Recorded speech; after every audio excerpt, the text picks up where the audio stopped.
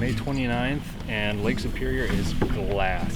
This is my first time paddling on Lake Superior. I'm just about to get outside of the safe harbor of Grand Marais and the infinite horizon is opening up to me. Incredible to think that this large of a body of water could be this calm. Got a beautiful view of the Sawtooth Mountains. That view is a large portion of Minnesota's North Shore. Today I'm going to be doing some paddling down the North Shore of Lake Superior and doing a little bit of trout fishing. I actually have never caught a fish on Lake Superior. When I was younger, my uncle took me out on his aluminum boat. I think I had a lake trout on the line, but it ended up breaking off. So yeah, I'm just going to paddle down the shore, enjoy the view. It's a beautiful day. I'm looking forward to it.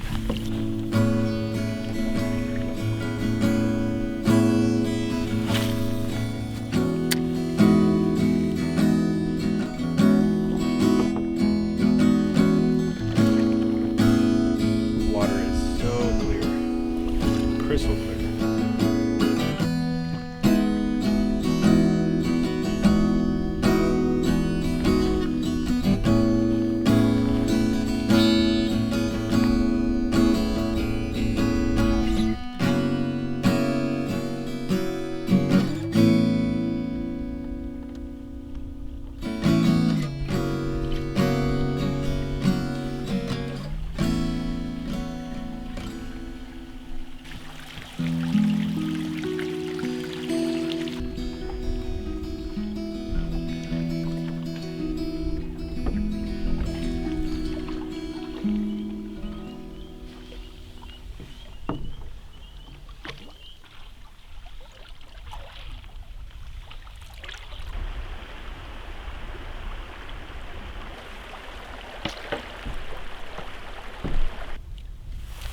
I just realized that I've had my camera on manual focus for a while.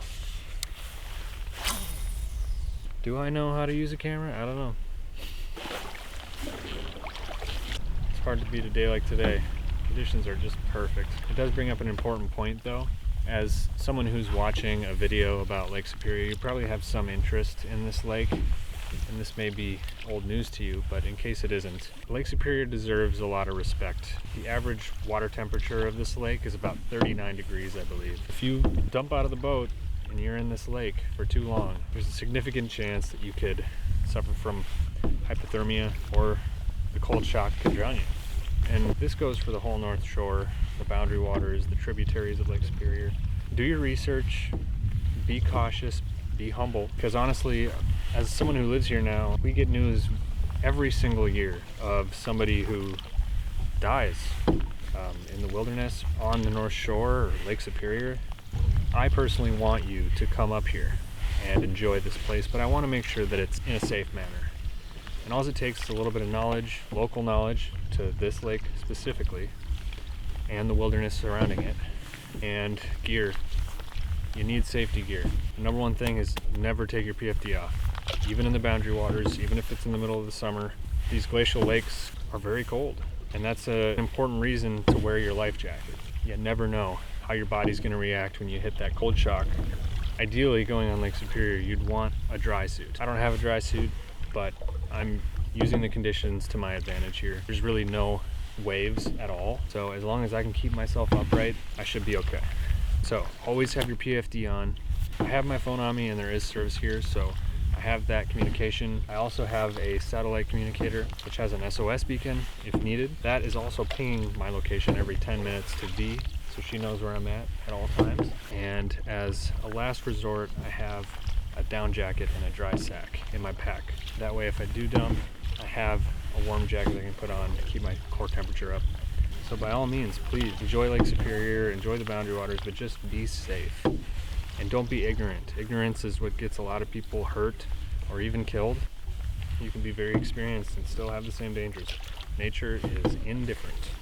So just be humble in the face of nature and you'll be all right. Just putzing along with my duck friends. I'm honored these ducks have allowed me to putz around with them a little bit.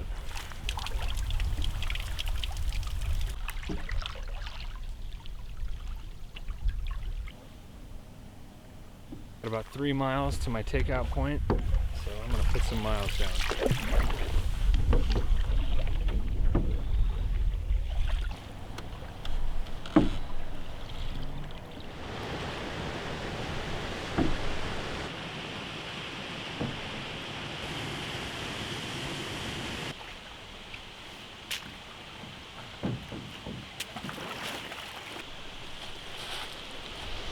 Made a quick pull off over here at this waterfall.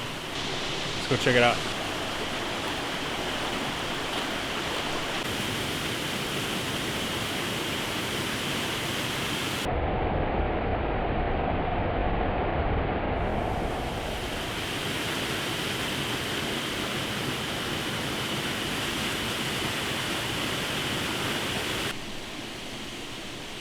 She's a beauty. Man, I'm really glad I made the stop. This is gorgeous. I honestly didn't even know it existed, but I'm glad I do now. Cool. Well, I was gonna push to my takeout point, but this is so pretty that I kind of want to hang out here for a little. Ugh. Wow, this down jacket in here is retaining so much heat. It almost feels like I have a heater in my backpack. It's incredible what those down jackets can do. Gourmet trailside snack. Some green onions to throw in there too. This is actually a Lake Superior water trail campsite. So for people who are traveling along the shore via sea kayak or canoe, they can have somewhere to stay. It's a good thing that they put them here because Lake Superior can be pretty unpredictable. So having some places where you can shelter if you need to is actually pretty important. You know, there are many times where, you know, an open canoe like this, you're going to be windbound from waves or something, and then you kind of just have to wait it out until the winds die and there's nothing you can do about it. So these campsites act as like a little safe harbor for you. I'm not camping here tonight, but I'm sure as heck going to enjoy it.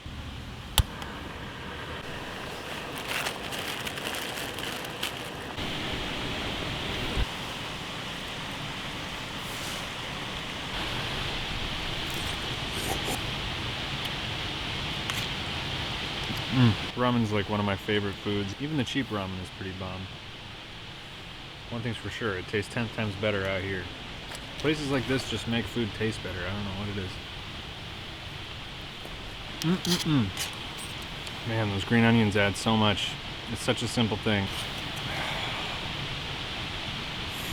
What a cool spot. Alright, I actually don't have service here, so I might actually have to use the SATCOM device to send a text to V. It's starting to get late, so I might just have her pick me up here.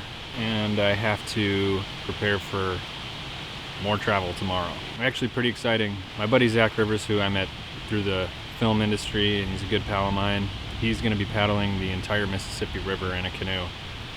And he is launching on June 1st. So I told him I would be there for the headwaters. We're going to paddle the headwaters of the Mississippi River. Should be pretty cool. I've never paddled the headwaters. I was there a couple years ago to film a world record paddle. Graybeard, an 87-year-old man, paddled the whole Mississippi River.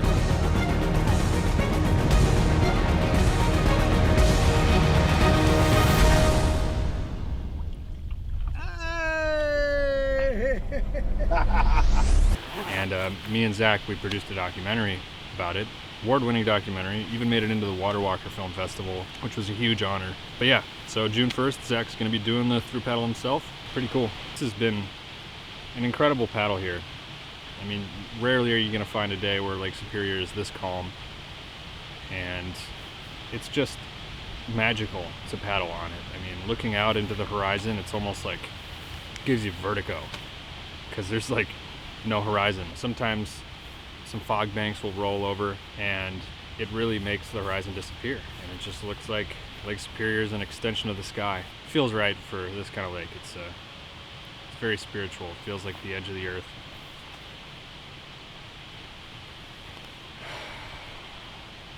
All right, it is getting a little late, so I'm gonna call my evac, but man, this was incredible. My first time paddling the North Shore of Lake Superior. It was absolute glass, best conditions you could have asked for. I'm grateful I got this in before I had to leave town, so thanks for joining me.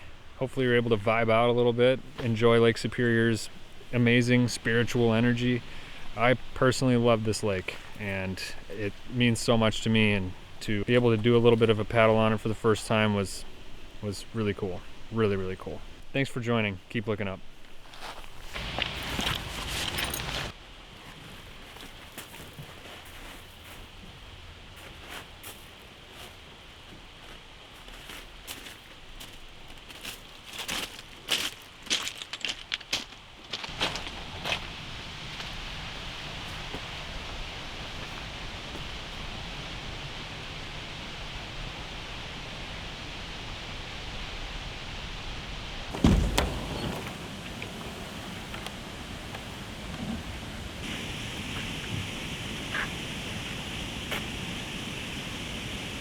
Just like that, we're on the Gitchigami Trail. If you're not familiar with the Gitchigami Trail, it's a paved trail that goes basically the length of Minnesota's North Shore of Lake Superior. It's pretty cool because it goes all the way up to Grand Marais, and this just gives everybody a good biking path, or a handicapped accessible way to enjoy the North Shore. So pretty cool. It's not fully finished yet, I don't believe, but pretty soon.